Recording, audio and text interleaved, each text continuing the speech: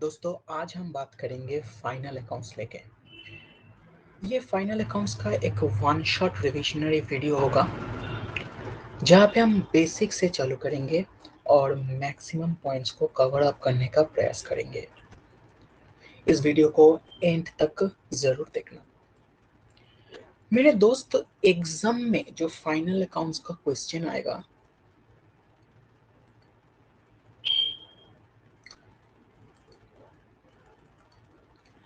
Exam में जो final accounts का क्वेश्चन आएगा वहां पे आप लोगों को एक ट्रायल बैलेंस दे दिया जाएगा और कुछ एडिशनल इंफॉर्मेशन भी दे दिया जाएगा। इस एडिशनल इंफॉर्मेशन को हम लोग एडजस्टमेंट भी कहते हैं।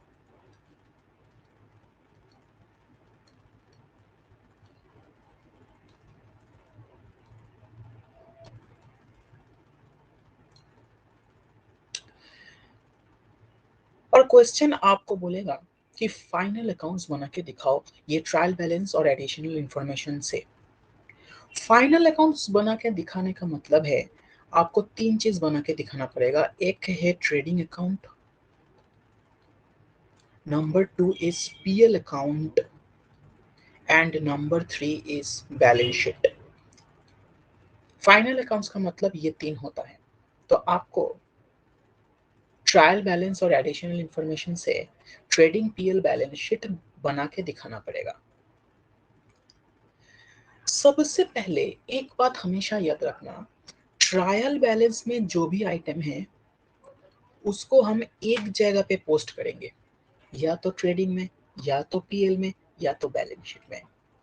लेकिन एडिशनल इंफॉर्मेशन में जो भी आइटम्स है, एडिशनल इंफॉर्मेशन का इफेक्ट दो जगह पे आएगा। जैसे कि मान लो ट्रेडिंग में एक इफेक्ट आया, दूसरा आया बैलेंस शीट में, एक पीएल में दूसरा बैलेंस शीट में, या दोनों ही बैलेंस शीट में। मुद्दे की बात तो ये है कि एडजस्टमेंट्स का इफेक्ट दो जगह पे आएगा। तो ट्रायल बैलेंस का इफेक्ट एक जगह पे, एडजस्टमेंट्स का इफेक्ट दो जगह पे। ये फंडामेंटल चीज आपको याद रखना है फाइनल अकाउंट्स बनाने के लिए। तो मैंने क्या कहा, मैंने कहा ट्रायल बैलेंस का आइटम को एक जगह पे पोस्ट करेंगे और एडजस्टमेंट का आइटम का इफेक्ट दो जगह पे होगा। इतनी सी बात समझ में आ रहा है?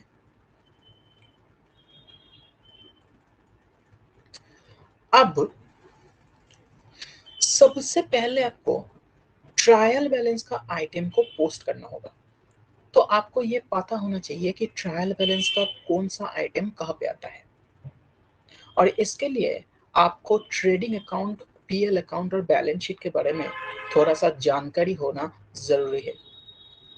बात करते हैं ट्रेडिंग अकाउंट की। सबसे पहले थोड़ा सा हम फॉर्मेट के बारे में बात करेंगे, क्योंकि अगर आपको फॉर्मेट पता होगा तो आपको ये पता चल जाएगा कि ट्रायल बैलेंस का आइटम को कहाँ पे पोस्ट करना है। तो सबसे पहले हम बात करेंगे ट्रेडिंग अकाउंट की। ट्रेडिंग अकाउंट,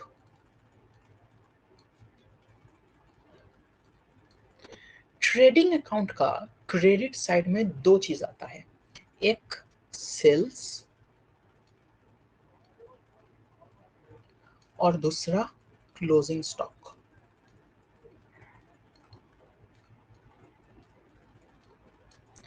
दोस्त, इसको याद रखने का एक बहुत अच्छा तरीका है।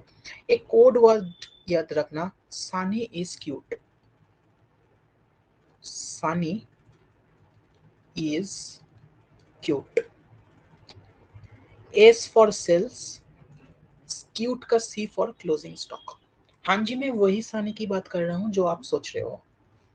तो सानी इज क्यूट से आप लोगों को ये याद हो जाएगा कि ट्रेडिंग अकाउंट का क्रेडिट साइड में क्या क्या आएगा, सेल्स और क्लोजिंग स्टॉक।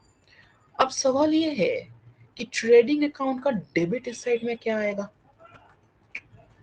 डेबिट साइड में आएगा OPD. O for opening stock, P for purchases और D for direct expense. Sir direct expense क्या होता है? दोस्तों डायरेक्ट एक्सपेंस क्या होता है उसका लिस्ट हम दे देंगे, चिंता ना करो। सबसे पहले मैंने आपको ये समझाने की प्रयास कर रहा हूँ कि ट्रेडिंग अकाउंट में क्या क्या आता है। क्रेडिट साइड में सानी इस्क्यूड और डेबिट साइड में ओपीटी। अब अगर कोई रिटर्न है क्वेश्चन में, जैसे कि परचेस रिटर्न हो गया या सेल्स रिटर्न हो गया, उस रिटर्न को आपको लेस कर देना है। परचेस रिटर्न होगा तो परचेस से लेस कर दोगे, और सेल्स रिटर्न होगा तो सेल्स से लेस कर दोगे। और उसके बाद ट्रेडिंग अकाउंट को बैलेंस करोगे। ट्रेडिंग अकाउंट को बैलेंस करोगे और बैलेंस करके ग्रॉस प्रॉफिट और ग्रॉस लॉस निकाल लोगे। या तो ग्रॉस प्रॉफिट आएगा, नहीं तो ग्रॉस लॉस आएगा। बस यही आपका ट्रेडिंग अकाउंट है और कुछ नहीं। इतना सही है आपका ट्रेडिंग अकाउंट और कुछ नहीं। तो मैंने क्या कहा? मैंने सबसे पहले कहा कि ट्रेडिंग अकाउंट बनाने के लिए क्रेडिट साइड में सेल्स और क्लोजिंग स्टॉक आएगा। मैंने कोड बताया, मैंने कहा सानी स्क्यूट। फिर मैंने आपको कहा कि डेबिट साइड में ओपीडी आता है, यानी ओपनिंग स्टॉक परचेज और डायरेक्ट एक्सपेंस। फिर मैंने कहा रिटर्न होगा तो लेस कर देना, और फिर बैलेंस करके ग्रॉस प्रॉफिट और ग्रॉस लॉस निकाल लेना। As simple as this. अब सवाल ये है कि डायरेक्ट एक्सपेंसेस के अंदर क्या क्या चीज आता है। मैंने यहाँ पे जो वर्ड लिखा डायरेक्ट एक्सपेंस, ये डायरेक्ट एक्सपेंस में क्या क्या चीज आता है, तो मैं एक लिस्ट बना के दे रहा हूँ डायरेक्ट एक्सपेंसेस का। इसको कॉपी कर सकते हो। डायरेक्ट एक्सपेंस में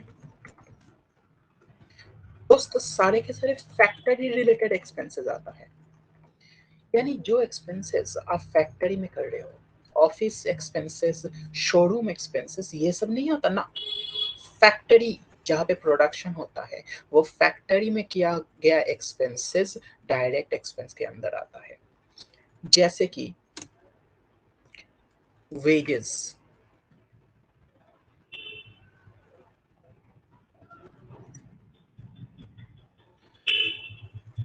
कैरेज इनवर्ट।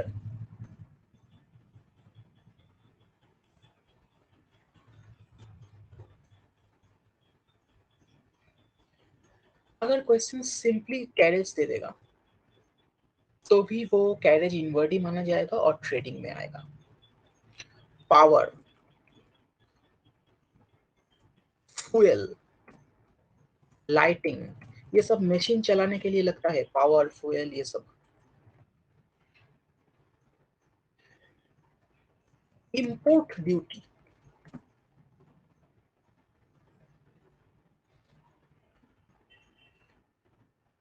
जब आप बाहर से कोई सामान खरीदते हो तब वो इंपोर्ट ड्यूटी देना पड़ता है कस्टम अथॉरिटी को, तो वो भी ट्रेडिंग में आएगा।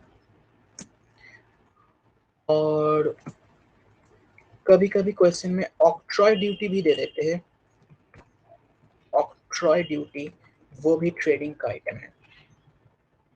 तो ट्रेडिंग अकाउंट में जो डायरेक्ट एक्सपेंसेस आता है वहां पे लगभग यही आइटम्स होगा, इसके बाहर कुछ जनरली नहीं आता।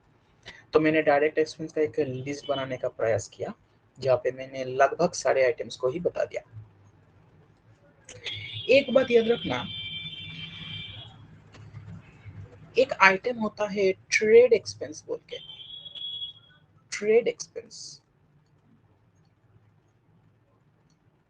ट्रेड एक्सपेंसेस ट्रेडिंग में नहीं आता ना। ट्रेड एक्सपेंस ट्रेडिंग में नहीं आता, ये पीएल का आइटम है। नाम ट्रेड है, इसका मतलब ये नहीं है ये ट्रेडिंग अकाउंट में जाएगा। ये ट्रेड के साथ ट्रेडिंग अकाउंट का कोई रिलेशन नहीं है, ये पीएल अकाउंट का आइटम है। इसको थोड़ा सा याद रखना। ये ट्रेड देखते ही आप ट्रेडिंग अकाउंट में बैठा देते हो, ये गलती कर देते हो, इसलिए मैंने इस पॉइंट को कहा। और एक बात याद रखना, मैंने डायरेक्ट एक्सपेंसेस में वेजेस कहा, मैंने सैलरी नहीं कहा ना, मैंने सैलरी नहीं कहा, मैंने कहा वेजेस होता है डायरेक्ट एक्सपेंस, मैंने सैलरी नहीं कहा। इसका मतलब सैलरी डायरेक्ट एक्सपेंस नहीं है। तो सैलरी कहाँ पे चला जाएगा? अगर कोई ट्रायल बैलेंस में सैलरी दे देगा तो वो पीएल अकाउंट में चला जाएगा। वेजेस देगा तो ट्रेडिंग, और सैलरी देगा तो PL. Wages trading, salary PL. कभी कभी क्वेश्चन आप लोगों को कंफ्यूज करने का प्रयास करता है। आपको सैलरी और वेजेस अलग अलग नहीं दिया रहता, क्लब करके एक साथ दिया रहता है। जैसे कि मान लो वेजेस एंड सैलरी, आपको वेजेस एंड सैलरी का फिगर दे दिया कंबाइन करके, अलग अलग नहीं बोला वेजेस कितना सैलरी कितना, बोल दिया वेजेस एंड सैलरीज। या मान लो क्वेश्चन बोल रहा है salary and wages,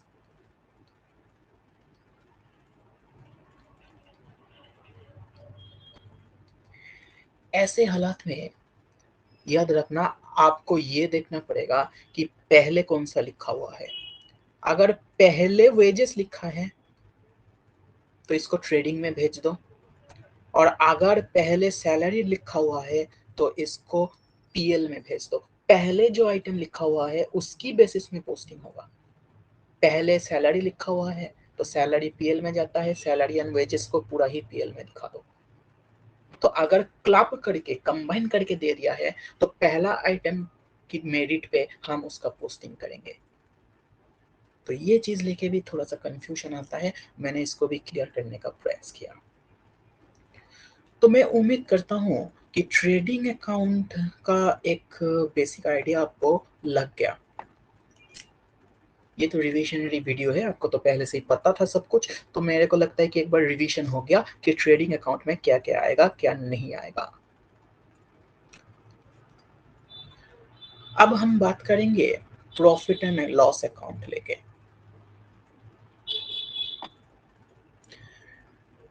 final accounts का सेकंड कंपोनेंट है profit and loss account.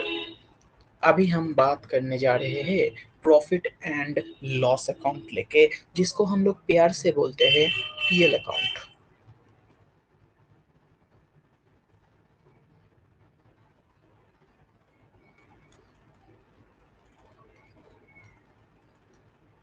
Profit and loss यानी पीएल अकाउंट। दोस्तों सबसे पहले ट्रेडिंग अकाउंट का जो ग्रॉस प्रॉफिट है या ग्रॉस लॉस है वो पीएल अकाउंट में ट्रांसफर हो जाएगा। तो हम लिखेंगे बाई ग्रॉस प्रॉफिट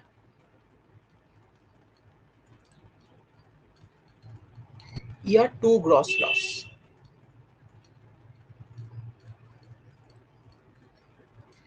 ये तो मेरे को सबसे पहले करना पड़ेगा। अब इसके बाद हम सारे के सारे एक्सपेंसेस को डेबिट में दिखाएंगे, और सारे के सारे इनकम को हम क्रेडिट में दिखाएंगे। फिर हम या तो नेट प्रॉफिट निकालेंगे, अगर डेबिट बैलेंस होगा तो नेट प्रॉफिट, वरना हम नेट लॉस निकलेंगे। तो या तो नेट प्रॉफिट निकलेंगे, नहीं तो नेट लॉस। ये होता है प्रॉफिट एंड लॉस अकाउंट का हिसाब किताब। सवाल ये है कि कौन कौन सा एक्सपेंस पीएल अकाउंट में आता है। तो इसका सीधा जवाब है जो एक्सपेंस ट्रेडिंग में नहीं जाता, non trading items. Non trading items जो भी ट्रेडिंग में नहीं जाता वो पीएल में जाता है। ट्रेडिंग में कौन कौन सा जाता है? डायरेक्ट एक्सपेंसेस जाता है। अब डायरेक्ट एक्सपेंस का लिस्ट में अगर कोई आइटम फॉल नहीं करता वो पीएल में चला जाएगा। तो जो भी ट्रेडिंग में नहीं जाता है उसको आप पीएल में लिख सकते हो, कोई दिक्कत नहीं है। जैसे कि एग्जांपल में दे सकता हूँ रेंट। क्या ये डायरेक्ट एक्सपेंस की लिस्ट में है? मैंने अभी अभी लिस्ट लिखाया, द आंसर इज नो। तो इसको अब लिख दो, पीएल में चला जाएगा। कमीशन, आप कमीशन पे कर रहे हो तो पीएल में चला जाएगा। डिस्काउंट अलाउड पीएल में चला जाएगा। कैरेज आउटवर्ड पीएल में चला जाएगा। सर अभी अभी आपने कहा कैरेज ट्रेडिंग में आता है, डायरेक्ट एक्सपेंस है। नहीं, वो कैरेज इनवर्ड था, मैंने कैरेज आउटवर्ड की बात कर रहा हूँ। कैरेज आउटवर्ड पीएल में आएगा। तो कोई भी एक्सपेंस ले लो, बैड डेट,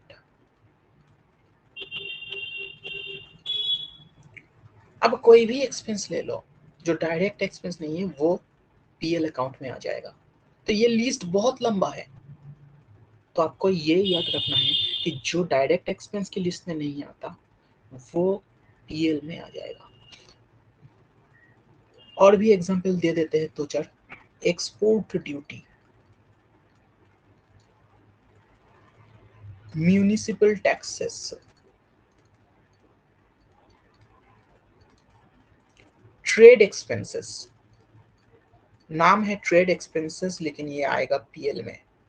ये सारे के सारे एक्सपेंसेस पीएल में आता है। सवाल ये है कौन कौन सा इनकम आएगा। अगेन देखो, सेल्स छोड़ के सारे के सारे इनकम आ जाएगा पीएल में। सेल्स तो जाता है ट्रेडिंग में, सानी इंस्टीट्यूट, और उसके अलावा सारे के सारे इनकम आ जाएगा पीएल में, जैसे कि rent receipt, commission receipt, discount receipt, interest on investment receipt, कोई भी इनकम है वो पीएल में आ जाएगा। और फिर पीएल अकाउंट से क्या मिलता है हमको, नेट प्रॉफिट या नेट लॉस। जो नेट प्रॉफिट और नेट लॉस मिलता है इसको हम क्या करते हैं, नेट प्रॉफिट होता है तो हम कैपिटल के साथ ऐड कर देते हैं, बैलेंस शीट में कैपिटल के साथ ऐड कर देते हैं। और अगर नेट लॉस आ रहा है तो बैलेंस शीट में कैपिटल से डिडक्ट करके दिखाते हैं इसको। तो हो गया ना पीएल अकाउंट का डिवीजन। समझ में आ रहा है कि नहीं। अब हम बात करेंगे फाइनल अकाउंट्स का थर्ड कंपोनेंट यानी बैलेंस शीट लेके। मैंने एडजस्टमेंट्स में अभी भी किया नहीं, मैं तो सिर्फ थोड़ा सा फॉर्मेट के बारे में बात कर रहा हूँ ताकि आपको फॉर्मेट का रिवीजन हो जाए। और फॉर्मेट का पता होना बहुत ज़रूरी है, क्योंकि मैंने जो कहा ना ट्रायल बैलेंस का आइटम एक जगह पे बैठेगा, कहाँ पे बैठेगा ये डिसाइड करने के लिए तो आपको फॉर्मेट पता होना ज़रूरी है। तो अब हम बात करेंगे बैलेंस शीट की।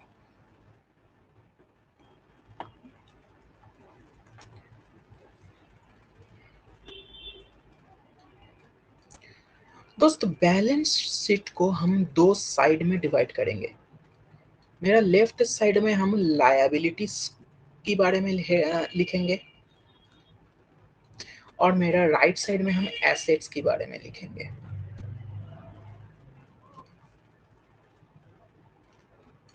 तो लेफ्ट साइड में क्या क्या चीज आएगा, लेफ्ट साइड में आएगा कैपिटल और बाकी सारा लायबिलिटीज, एक्सटर्नल लायबिलिटीज।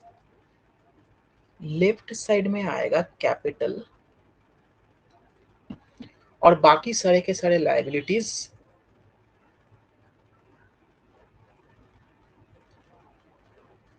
जैसे कि लोन हो गया, क्रेडिटर हो गया, बिल्स पेएबल हो गया,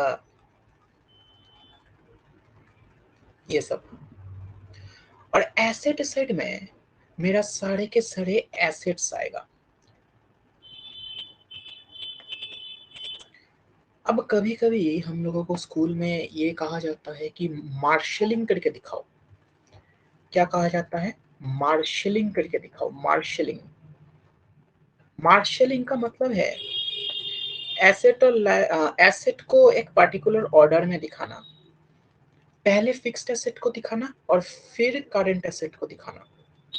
अगर आपको स्कूल में कहा गया है कि मार्शलिंग करके दिखाओ बैलेंस शीट को, तो आप सबसे ऊपर में फिक्स्ड एसेट को लिखोगे, जैसे कि लैंड एंड बिल्डिंग हो गया, प्लांट एंड मशीनरी हो गया, फर्नीचर एंड फिटिंग्स हो गया। तो सबसे पहले आप ये सब आइटम्स को लिखोगे और फिर आप करंट एसेट को लिखोगे। करंट एसेट के अंदर स्टॉक आता है, करंट एसेट के अंदर स्टॉक आता है, ऑब्वियसली क्लोजिंग स्टॉक के बारे में बात कर रहा हूं मैं, और डेटर आता है, ट्रेड रिसीवेबल्स आता है, कैश आता है, बैंक आता है, सारे के सारे करंट एसेट बाद में दिखाना है आपको। तो अगर क्वेश्चन ये कहता है, ये क्वेश्चन नहीं, ये स्कूल में इंस्ट्रक्शन दे दिया जाएगा आप लोगों को, क्वेश्चन में ऐसा मेंशन नहीं रहता है कि मार्शलिंग करना होगा कि नहीं होगा। ये आपको स्कूल में जब पढ़ाया जाएगा तब आपको इन्फॉर्मेशन दे देगा, या टीचर से आप एग्जामिनेशन हॉल में एक बार पूछ सकते हो कि मार्शलिंग करना है कि नहीं। तो अगर आपको कह देता है कि मार्शलिंग करना है तो आपको एसेट को इसी ऑर्डर में दिखाना है, पहले फिक्स्ड एसेट को दिखाना, फिर करंट एसेट को दिखाना। तो ये है बैलेंस शीट का बारे में एक छोटा सा रिवीजन। मैं उम्मीद कर रहा हूँ कि आपको समझ में आ रहा है। अच्छा, एक बात बता दूं, मान लो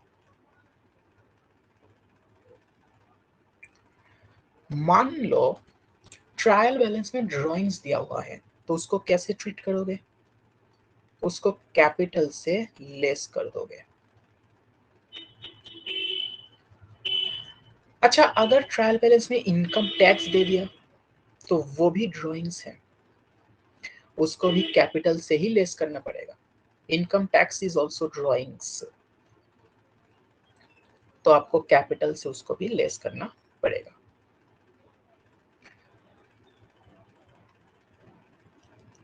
तो ट्रेडिंग अकाउंट, पीएल अकाउंट और बैलेंस शीट के बारे में एक छोटा सा रिवीजन मैंने किया, जहाँ पे मैंने मैक्सिमम चीजों को कवर करने की प्रयास किया। जो वीडियो की स्टार्टिंग में हम बोले थे आप लोगों को कि एग्जाम की क्वेश्चन में आपको एक ट्रायल बैलेंस दे दिया जाएगा और साथ में कुछ एडिशनल इंफॉर्मेशन दे दिया जाएगा। ये देखो, मैंने स्टार्टिंग में कहा था कि एग्जाम की क्वेश्चन में आपको एक ट्रायल बैलेंस दे दिया जाएगा और कुछ एडिशनल इंफॉर्मेशन दे दिया जाएगा। और मैंने ये भी कहा ट्रायल बैलेंस का आइटम को एक बार पोस्ट करना, और बैलेंस एडिशनल इंफॉर्मेशन का आइटम को उसका इफेक्ट दो जगह पे आएगा। फिर मैंने आपको थोड़ा सा फॉर्मेट बताया कि मान लो ट्रायल बैलेंस में परचेज है, तो वो कहाँ पे जाएगा? ट्रेडिंग अकाउंट का डेबिट में। सेल्स है, कहाँ पे जाएगा? ट्रेडिंग अकाउंट का क्रेडिट में। सेल्स रिटर्न ट्रेडिंग अकाउंट में लेस करके दिखाओगे। डिस्काउंट अलाउड, डायरेक्ट एक्सपेंस नहीं है तो भेज दो पीएल में। डिस्काउंट रिसीव्ड, भेज दो पीएल में। तो ट्रायल बैलेंस का जितना भी आइटम है उसको एक जगह पे दिखाना होगा। और कहाँ पे दिखाओगे, इसके लिए थोड़ा सा फॉर्मेट पता होना जरूरी है, जो अभी मैंने आपके साथ डिस्कस किया। तो ट्रायल बैलेंस देखते ही आपको क्या करना है? ट्रायल बैलेंस में जब भी कोई आइटम दे देगा ट्रायल बैलेंस में जब भी कोई आइटम दे देगा, आपको डिसाइड करना है कि ये इनकम है, एक्सपेंस है, एसेट है या लायबिलिटी है। आपको सिर्फ ये डिसीजन लेना है कि ये इनकम, एक्सपेंस, एसेट, लायबिलिटी में से कौन सा है। बस ये आपको डिसाइड करना है। अगर एसेट लायबिलिटी है तो उसको बैलेंस शीट में बैठा दो, और अगर इनकम एक्सपेंस में फॉल करता है तो उसको या तो ट्रेडिंग में, नहीं तो पीएल में दिखा दो। और आपको तो पता है कौन सा एक्सपेंस ट्रेडिंग में आता है और कौन सा पीएल में आता है। डायरेक्ट एक्सपेंस ट्रेडिंग में, और अगर डायरेक्ट एक्सपेंस नहीं है तो पीएल में। तो बैलेंस शीट का आइटम को आपको ऐसे डील करना है। सबसे पहले देख लो इनकम है, एक्सपेंस है, एसेट है या लायबिलिटी है। आप डिसाइड कर लिया क्या है, बस अब आपको पता ही है कहाँ पे बैठाना है। फॉर्मेट अभी डिस्कस किया, अकॉर्डिंगली बैठा दो।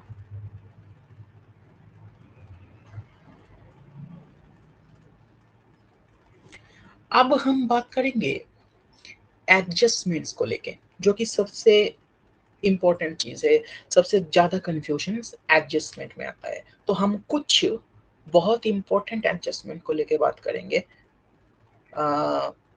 जो बच्चा अच्छा से फाइनल अकाउंट्स कर लिया उनका रिवीजन हो जाएगा, और जो अभी तक कुछ नहीं किया वो एटलीस्ट ये इंपॉर्टेंट पॉइंट्स को कवर अप करके जाना। तो अभी मैं बात करने जा रहा हूँ एडिशनल इंफॉर्मेशन लेके। और ये एक बात याद रखना, एडिशनल इंफॉर्मेशन का इफेक्ट दो जगह पे आता है। सबसे पहले एडिशनल इंफॉर्मेशन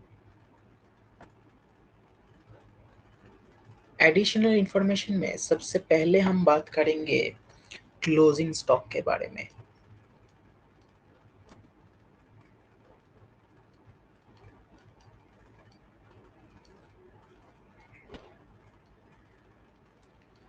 एडिशनल इंफॉर्मेशन में क्लोजिंग स्टॉक दे दिया रहेगा, इसको कैसे डील करना है दोस्त। क्लोजिंग स्टॉक को दो जगह पे बैठाना है। Like every adjustment, closing stock भी दो जगह पे आएगा। ट्रायल बैलेंस में नहीं है ना, ट्रायल बैलेंस में नहीं है इसका मतलब एडिशनल इंफॉर्मेशन में है, तो इसका मतलब ये दो जगह में आएगा, कोई दिक्कत की बात नहीं है। ये कंफर्म्ड है कि ये दो जगह में आएगा। अब सवाल ये है कि कौन कौन सा दो जगह पे आएगा क्लोजिंग स्टॉक। तो एक तो आपको फॉर्मेट से ही थोड़ा सा पता चल गया। एक क्लोजिंग स्टॉक ट्रेडिंग अकाउंट में आएगा, एक आएगा ट्रेडिंग में बाय क्लोजिंग स्टॉक बोल के, और दूसरा आएगा बैलेंस शीट में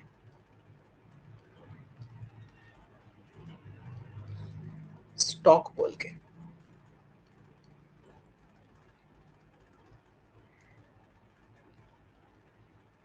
अब सवाल ये है कि कौन सा अमाउंट रिकॉर्ड करना है क्लोजिंग स्टॉक की अगेंस्ट में। देखो दोस्त, अगर क्वेश्चन में एक ही अमाउंट गिवन है तो कोई दिक्कत नहीं है, जो अमाउंट गिवन है वही बैठा दो। लेकिन कभी कभी क्वेश्चन में दो अमाउंट गिवन होता है, एक कॉस्ट और एक एनआरवी। अगर ऐसा सिचुएशन है कि दो वैल्यू दे दिया आपको, एक कॉस्ट एक एनआरवी, तो ऐसे में आपको लोअर लेना है। दोनों में से जो लोअर लेना है, दोनों में से जो लोअर है उसको लेना है, और ट्रेडिंग में और बैलेंस शीट में वो लोअर अमाउंट बैठाना है। मैंने क्या कहा, मैंने कहा क्लोजिंग स्टॉक ट्रेडिंग की क्रेडिट में आता है और बैलेंस शीट की एसेट साइड में आता है। अगर क्वेश्चन एक ही अमाउंट दे दिया तो कोई दिक्कत नहीं है, लेकिन अगर दो अमाउंट दे दिया, एक कॉस्ट और एक एनआरवी, तो दोनों में से जो लोअर है वो वाला अमाउंट लेके आपको काम करना पड़ेगा। तो ये सबसे आसान एडजस्टमेंट है क्लोजिंग स्टॉक का। अब हम बात करते हैं नेक्स्ट एडजस्टमेंट की, और मेरा नेक्स्ट एडजस्टमेंट होगा आउटस्टैंडिंग एक्सपेंसेस।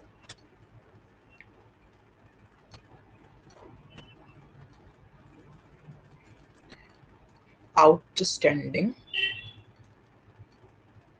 एक्सपेंसेस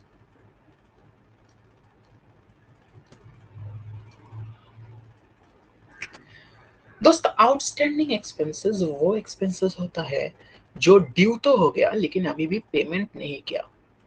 मतलब ड्यू हो गया मतलब पेमेंट करने का लायबिलिटी अराइज हो गया, लेकिन तुमने अभी पेमेंट किया नहीं। पेमेंट करने का डेट आ गया लेकिन अभी भी तुमने पेमेंट किया नहीं।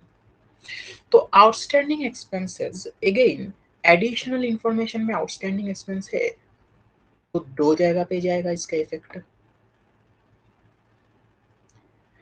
एक इफेक्ट तो बैलेंस शीट में जाएगा, क्योंकि outstanding expense is my liability. एक इफेक्ट तो बैलेंस शीट में जाएगा, और ये लेके कोई दिक्कत नहीं है। बैलेंस शीट का लायबिलिटी साइड में हम लिख देंगे आउटस्टैंडिंग एक्सपेंसेस। अब सवाल ये है कि इसका दूसरा इफेक्ट कहाँ पे जाएगा। दोस्तों, इसका दूसरा इफेक्ट ट्रेडिंग या पीएल में जाएगा। अगर डायरेक्ट एक्सपेंस है तो ट्रेडिंग में, वरना पीएल में। तो मान लो आउटस्टैंडिंग एक्सपेंस में, एक्सपेंस का नाम है वेजेस, तो आउटस्टैंडिंग वेजेस बोल के हम बैलेंस शीट में दिखाएंगे, लायबिलिटी में। और ट्रेडिंग अकाउंट में हम टू वेजेस बोल के दिखा देंगे।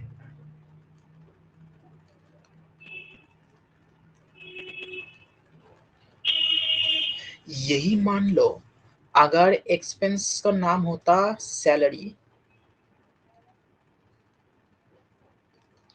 तो हम पीएल में बैठाते इसको, ट्रेडिंग में नहीं, तब हम पीएल में बैठाते इसको टू सैलरी बोल के। और आउटस्टैंडिंग सैलरी बैलेंस शीट की लायबिलिटी में आ जाता। तो मैंने कहा आउटस्टैंडिंग एक्सपेंस दो जगह पे आएगा। एक तो बैलेंस शीट में लायबिलिटी आएगा, कोई दिक्कत नहीं है। दूसरा या तो ट्रेडिंग में आएगा, नहीं तो पीएल में आएगा। अगर एक्सपेंस इनडायरेक्ट नेचर की है, यानी पीएल का आइटम है, तो पीएल में बैठा दो उसको, जैसे कि सैलरी होगा तो पीएल में। और अगर एक्सपेंस डायरेक्ट एक्सपेंस है तो उसको ट्रेडिंग में बैठा दो, जैसे कि वेजेस। बहुत आसान है आउटस्टैंडिंग एक्सपेंसेस का एडजस्टमेंट। अब एक बात याद रखना, मान लो ट्रायल बैलेंस में पहले से ही वेजेस है, ट्रायल बैलेंस में पहले से ही वेजेस है, या ट्रायल बैलेंस में पहले ही सैलरी है, तो तुम्हारा ट्रेडिंग या पीएल अकाउंट में ऑलरेडी वेजेस सैलरी आ रहा है। अब एडजस्टमेंट में अगर आउटस्टैंडिंग सैलरी के बारे में कुछ बोल दिया, तो क्या तुम दोबारा सैलरी और वेजेस को पोस्ट करोगे? एक बार तो ट्रायल बैलेंस में है तो तुमने ऑलरेडी बैठा दिया, वेजेस और सैलरी को बैठा दिया ट्रेडिंग या पेल में। तो अब एडिशनल इंफॉर्मेशन में है, तो क्या दोबारा तुम लिखोगे टू वेजेस? एक बार टू वेजेस लिख दिया तो फिर से लिखोगे टू वेजेस? एक बार टू सैलरी लिख दिया तो फिर से लिखोगे टू सैलरी? नहीं। अगर ऑलरेडी ट्रेडिंग अकाउंट में वेजेस सैलरीज है, तो हम उसके साथ ही आउटस्टैंडिंग को ऐड कर देंगे। ऐड आउटस्टैंडिंग, सैलरी मान लो पहले से ही है, तो उसके साथ हम आउटस्टैंडिंग को ऐड कर देंगे। तो आउटस्टैंडिंग सैलरी या आउटस्टैंडिंग वेजेस को हम एक्सपेंस बोल के दिखाएंगे, ट्रेडिंग या पीएल में। अब मान लो ट्रेडिंग पीएल में पहले से ही वो एक्सपेंस अपीयर कर रहा है, तो उसके साथ ऐड कर देंगे, कौन सी बड़ी बात है। तो this was exhaustive discussion about outstanding expenses. अब आगे चलते हैं। नेक्स्ट हम बात करेंगे आउटस्टैंडिंग एक्सपेंस का उल्टा, प्रीपेड एक्सपेंस लेके।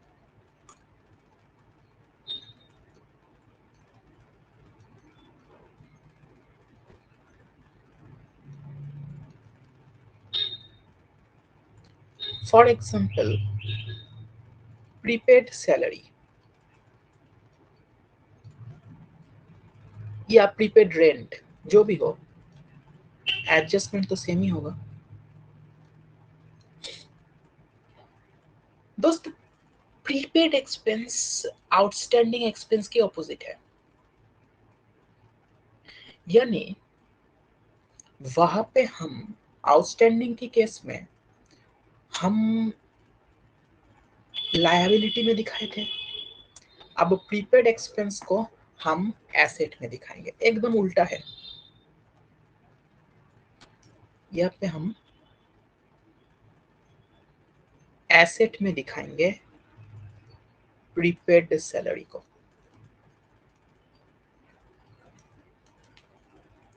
अब सवाल यह है कि इसका दूसरा इफेक्ट कहाँ पे जाएगा। इसका दूसरा इफेक्ट ट्रेडिंग या पीएल से माइनस करके दिखाएंगे हम। सर समझ में नहीं आया, अभी दिखाता हूं। जैसे कि मान लो यहाँ पे प्रीपेड सैलरी की बात कर रहा हूं मैं, तो अगर प्रीपेड सैलरी है,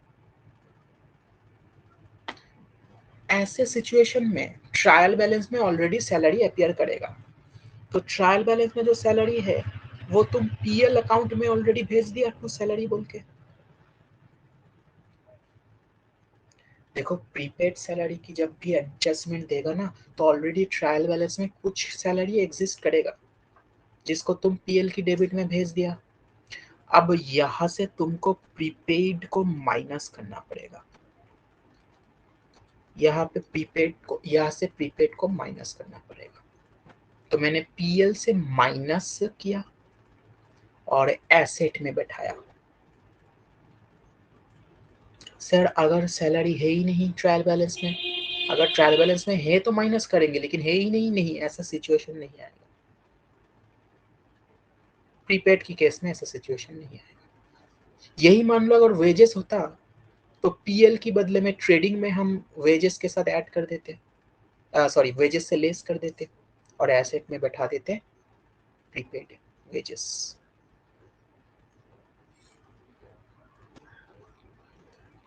तो अगर वेजेस होता, इन दैट केस हम ट्रेडिंग अकाउंट में ऑलरेडी कुछ ट्रायल बैलेंस में वेजेस रहता, उस केस वहां से लेस कर देते प्रीपेड बोल के, और इसको हम बैलेंस शीट में दिखा देते। ये प्रीपेड एक्सपेंसेस का एडजस्टमेंट है। आगे चलते हैं।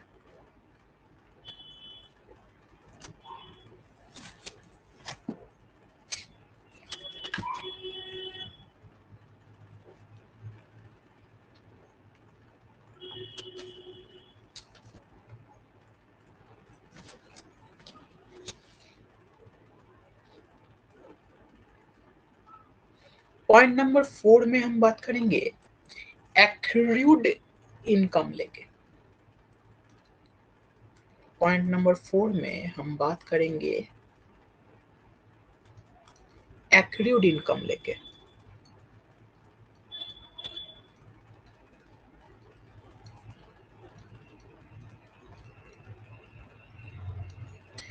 एक्रूड इनकम वो इनकम होता है जो ड्यू हो गया, यानी तुमको इनकम पाना है लेकिन अभी भी रिसीव्ड नहीं हुआ।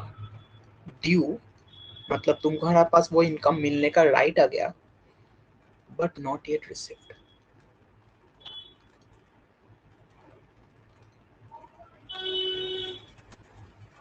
दोस्त हम अकाउंटिंग एक्रूअल बेसिस में करते हैं, नॉट कैश बेसिस में। तो जब भी ड्यू हो गया ना इनकम, हम इनकम को बुक्स में रिकॉर्ड करेंगे। एक्चुअल कैश आया कि नहीं आया that is not important, accrual basis follow करेंगे। तो एक्रूड इनकम का मतलब है due but not yet received. तो ये एडजस्टमेंट जब हम करेंगे, आप लोग देखोगे हम पीएल में इनकम रिकॉर्ड करेंगे।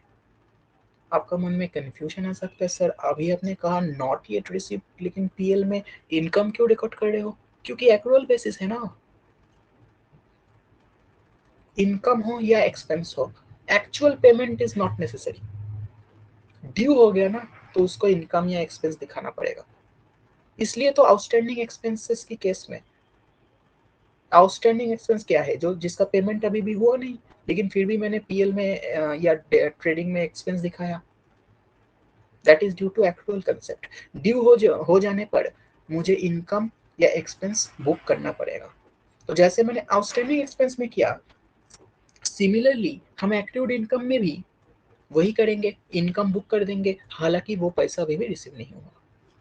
तो एक्रूड इनकम का मतलब इनकम ड्यू हो गया बट पैसा अभी भी रिसीव्ड नहीं हुआ। इसका इफेक्ट क्या होगा? एक तो इसका इफेक्ट आएगा बैलेंस शीट में,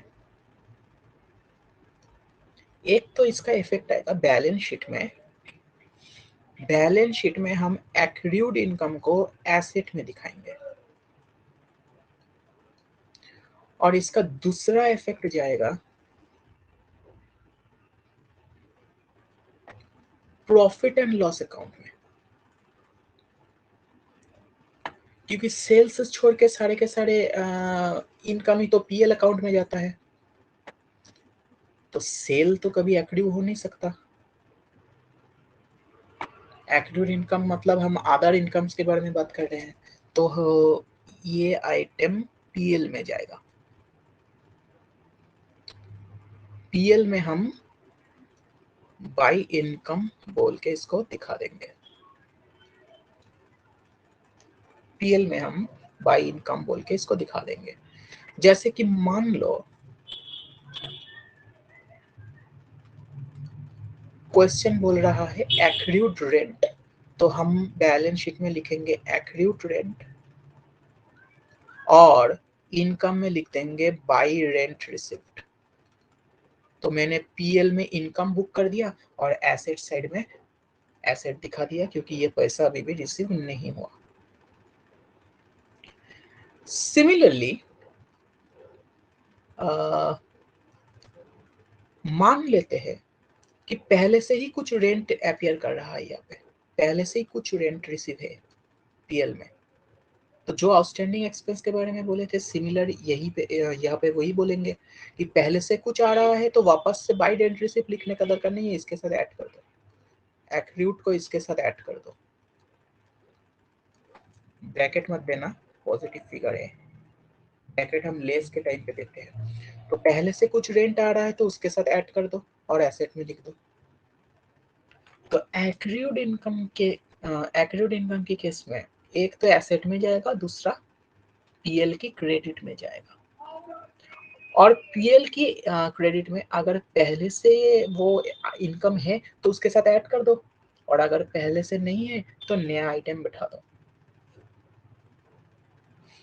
this was all about accrued income.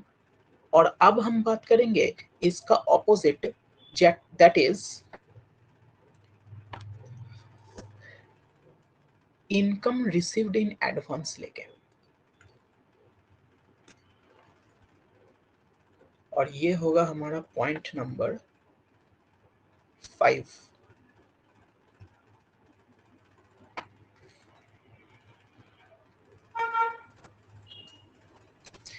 Income received in advance.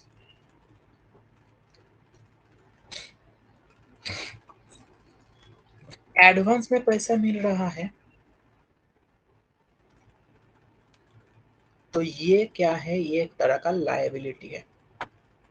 Advance में जब भी तुमको कुछ मिलता है that becomes your liability.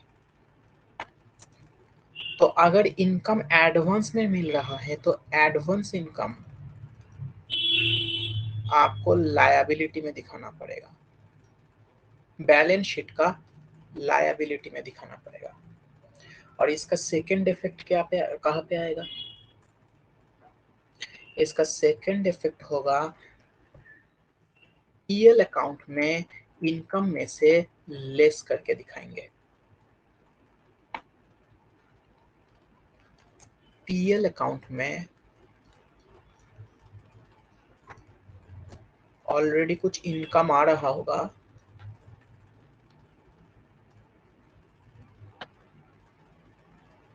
PL account में ऑलरेडी कुछ इनकम आ रहा होगा, हम वहां से एडवांस इनकम को लेस करके दिखाएंगे।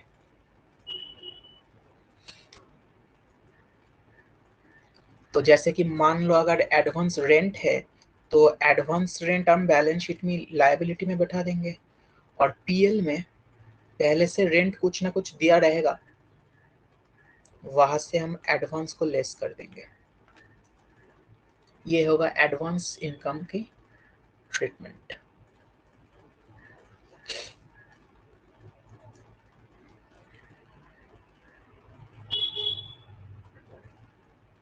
चले जाते हैं नेक्स्ट एडजस्टमेंट में। हम ज़्यादा वक्त नहीं लेंगे एक एक एडजस्टमेंट के पीछे, क्योंकि ये वन शॉट है और रिविजनरी वीडियो है।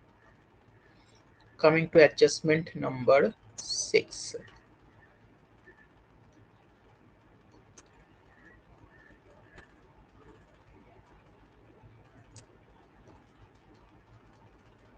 Goods destroyed by fire.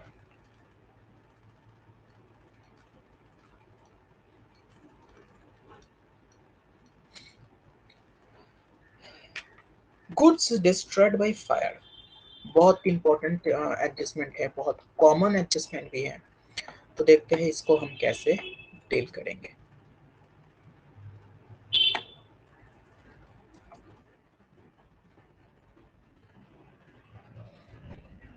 तो गुड्स डिस्ट्रॉयड बाय फायर को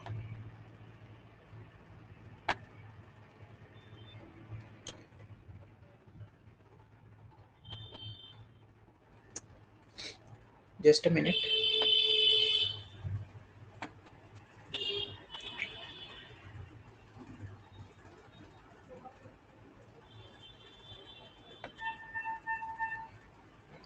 हाँ, गुड्स डिस्ट्रॉयड बाय फायर को हम सबसे पहले ट्रेडिंग अकाउंट में परचेस से लेस कर देंगे। ट्रेडिंग अकाउंट में टू परचेस, वहां से लेस कर देंगे गुड्स डिस्ट्रॉयड बाय फायर को।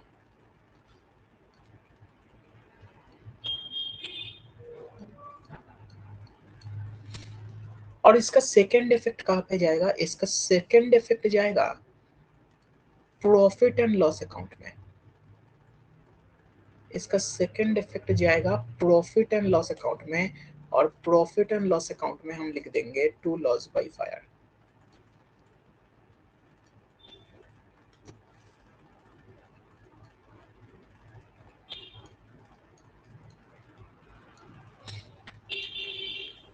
प्रॉफिट एंड लॉस अकाउंट में हम लिख देंगे टू लॉस बाय फायर, या टू एबनॉर्मल लॉस भी लिख सकते हो, कोई दिक्कत नहीं है।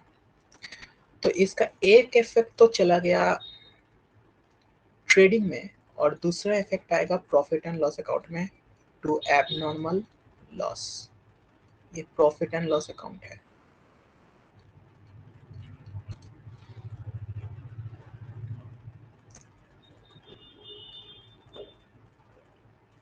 एक बात याद रखना, गुड्स अगर डिस्ट्रॉयड बाय फायर होता है, यानी गुड्स अगर लॉस होता है, गुड्स का लॉस होता है, या गुड्स को तुम कोई अदर पर्पस के लिए यूज करते हो, एनी अदर पर्पस,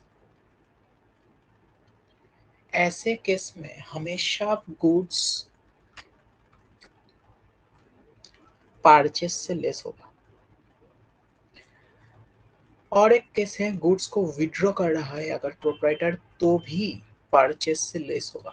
तो गुड्स का अगर लॉस हो रहा है, या गुड्स को अगर आप एनी अदर पर्पस यूज कर रहे हो, या गुड्स को अगर तुम विड्रॉ कर रहे हो, कोई भी सिचुएशन है, परचेस से लेस करना पड़ेगा।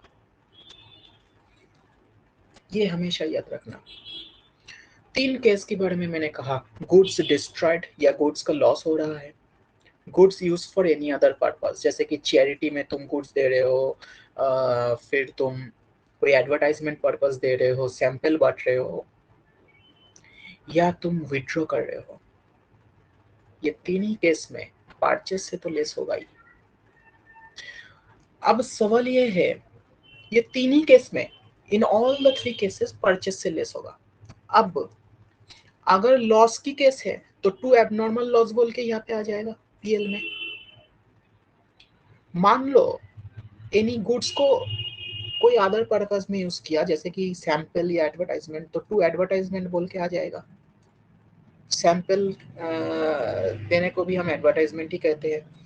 तो तुम अगर एडवर्टाइजमेंट पर्पस या सैंपल डिस्ट्रीब्यूट किए हो, तो टू एडवर्टाइजमेंट बोल के यहाँ पे आ जाएगा, और परचेस से लेस कर देंगे गुड्स डिस्ट्रीब्यूटेड एज सैंपल्स बोल के। तो परचेस से तो लेस होगा ही। गुड्स लॉस हो रहा है, use for any other purpose हो रहा है, विड्रॉन हो रहा है, परचेस से तो लेस होगा ही।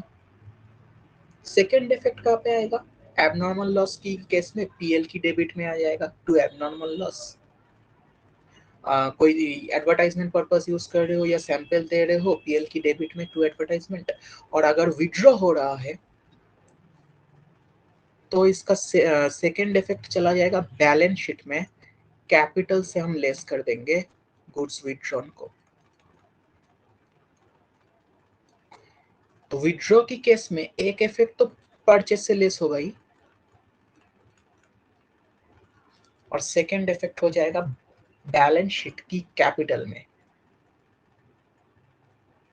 तो मैंने इस पॉइंट के अंदर 2-3 एडजस्टमेंट को डिस्कस कर लिया। मैंने पहले स्टार्ट किया था गुड्स डिस्ट्रॉयड बाय फायर लेके, लेकिन लगे हाथ मैंने गुड्स गिवन एज चैरिटी या goods given as advertisement, goods withdrawn, सारे के सारे एडजस्टमेंट के बारे में बात कर लिया। तो अगर गुड्स डिस्ट्रॉय बाय फायर होता है, गुड्स कोई और पर्पस यूज कर रहा है जैसे चैरिटी, एडवर्टाइजमेंट, या गुड्स का विड्रॉन हो रहा है, परचेस से तो लेस होगा। ये बात तो एकदम फिक्स है, परचेस से लेस होगा। डिस्ट्रॉय हो रहा है तो less destroyed by fire, withdraw किया तो लेस विड्रॉन, कोई अदर पर्पस में यूज किया तो वो पर्पस बोल के लेस कर देंगे, जैसे कि एडवर्टाइजमेंट हो रहा है तो लेस एडवर्टाइजमेंट, तो परचेस से तो लेस होगा ही। सेकेंड इफेक्ट कहाँ पे आएगा? अगर लॉस हो रहा है तो टू एबनॉर्मल लॉस बोल के पीएल में आएगा। अगर एडवर्टाइजमेंट पर्पस दिया तो टू एडवर्टाइजमेंट पीएल में आएगा। अगर विड्रॉ हो रहा है तो कैपिटल से लेस होगा। अगर चैरिटी पर्पस दिया तो टू चैरिटी बोल के आएगा पीएल में। तो या तो पीएल के एक्सपेंस में वो आ जाएगा लॉस या एक्सपेंस बोल के, नहीं तो वो कैपिटल से लेस हो जाएगा अगर विड्रॉन है तो ये गुड्स का जितना भी पॉइंट्स मैंने बताया ना, ये बहुत इंपॉर्टेंट है, इसको जरूर याद रखना। परचेस से लेस होगा, गुड्स अगर डिस्ट्रॉय बाय फायर हो रहा है या कोई और पर्पस यूज कर रहे हो, विड्रॉ कर रहे हो, परचेस से तो लेस करना ही होगा। और सेकंड इफेक्ट कहाँ पे जाएगा? विड्रॉ हो रहा है तो कैपिटल से लेस होगा, वरना पीएल की डेबिट में आ जाएगा लॉस या एक्सपेंस बोल के। डिस्ट्रॉयड बाय फायर होगा तो टू एबनॉर्मल लॉस, या कोई दूसरा पर्पस में यूज किया तो to advertisement, to charity expense बोल के पीएल की डेबिट में। तो मैंने एक्चुअली पॉइंट नंबर 6 में एक साथ बहुत कुछ डिस्कस कर लिया। मैंने गुड्स डिस्ट्रॉयड बाय फायर से चालू किया था, मैंने साथ साथ तो बहुत कुछ डिस्ट्रॉय नहीं किया, सॉरी, बहुत कुछ डिस्कस कर लिया। तो मैंने क्या क्या पॉइंट को डिस्कस किया? गुड्स डिस्ट्रॉयड बाय फायर, ये तो मेरा पहला पॉइंट था। इसके साथ साथ हम ये भी डिस्कस किया कि गुड्स डिस्ट्रीब्यूटेड एज सैंपल्स होगा तो क्या होगा। मैं goods withdrawn by the proprietor की भी बात किया, और मैं गुड्स गिवन एज चैरिटी की भी बात किया। और ये चार केस में एक चीज तो कॉमन है, मैंने कहा परचेस से लेस कर दो, परचेस से इसको लेस कर दो। और सेकेंड इफेक्ट, विड्रॉ हो रहा है तो बैलेंस शीट में, वरना पीएल की डेबिट में। अच्छा, तो बहुत सारा एडजस्टमेंट हम लोग एक बार में रिवीजन कर लिया।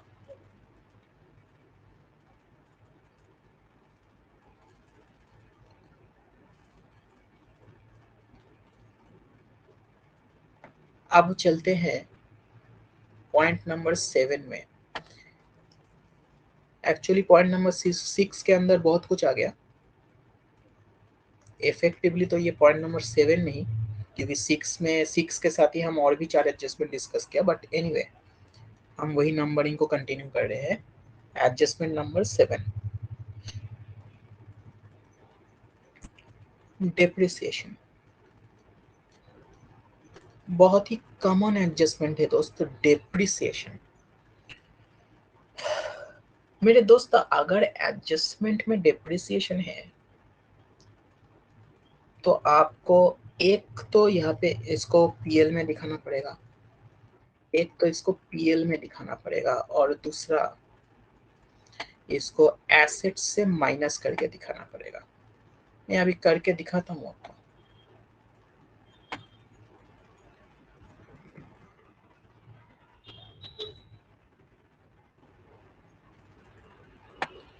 तो अगर डेप्रिसिएशन है तो एक तो ये पीएल में जाएगा, पीएल में हम लिख देंगे टू डेप्रिसिएशन,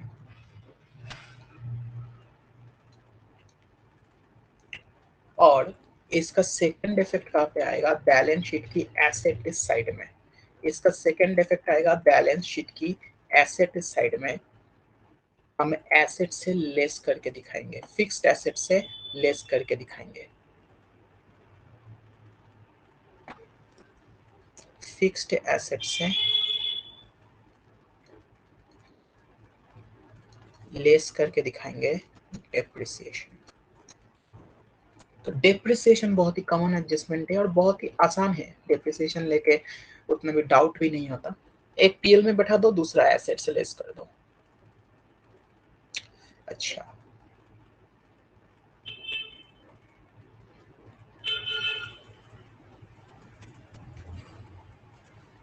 डेप्रिसिएशन की पॉइंट हम डिस्कस किया, तो इसके साथ और एक इम्पोर्टेंट एडजस्टमेंट को हम डिस्कस करना चाहते हैं। ये भी बहुत ही इम्पोर्टेंट एडजस्टमेंट है, दैट इज, और ये एडजस्टमेंट का इफेक्ट डेप्रिसिएशन के ऊपर आएगा, इसलिए मैं इसको डेप्रिसिएशन के साथ डिस्कस कर रहा हूँ। Wages paid for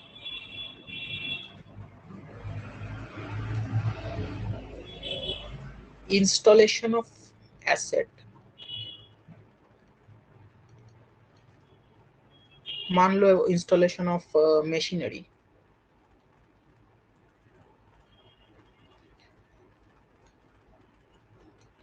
wages paid for installation of machinery debited to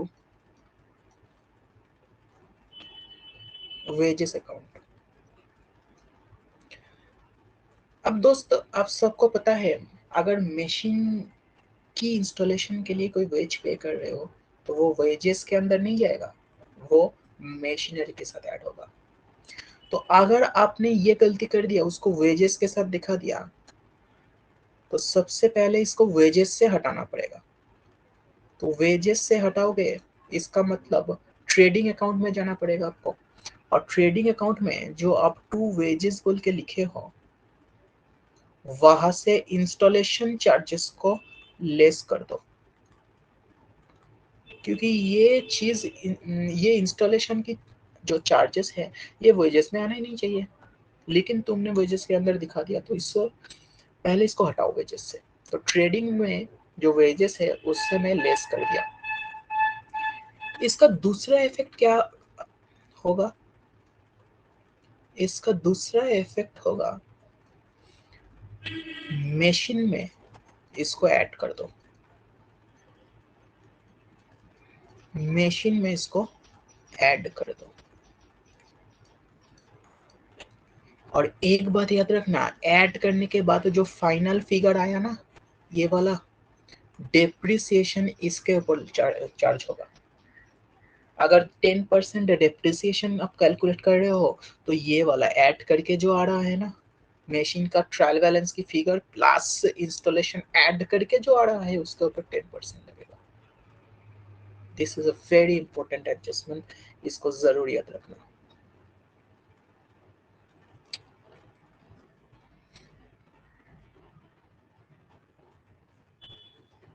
point number 9 में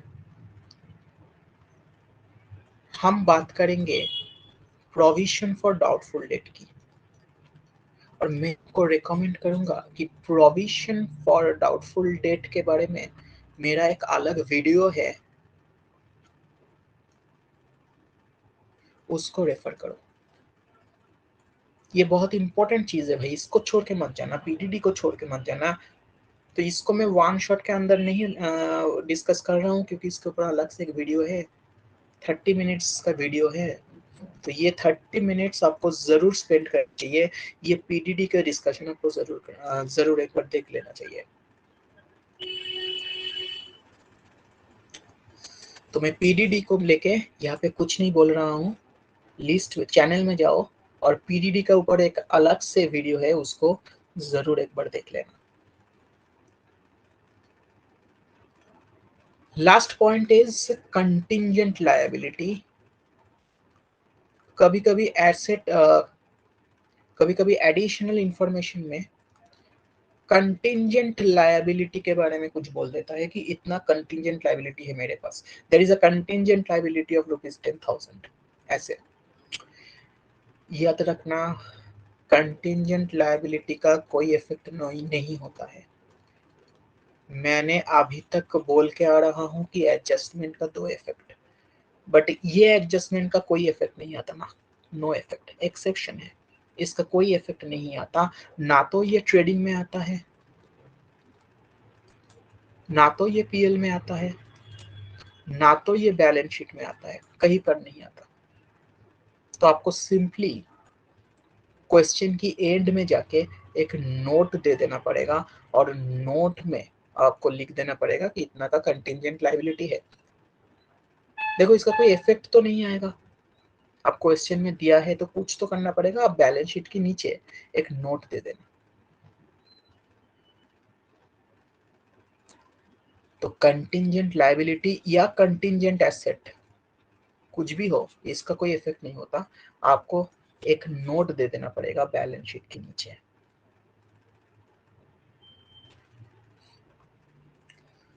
तो ये था कुछ बहुत इंपॉर्टेंट एडजस्टमेंट्स लेके डिस्कशन। मैंने पीडीडी को कवर नहीं किया, मैंने कहा पीडीडी के लिए अलग वीडियो है, उसको रेफर कर लो, लेकिन जो एडजस्टमेंट्स के बारे में इस वीडियो में बात किया उसको आप जरूर करके जाना। Thank you all of you and bye bye.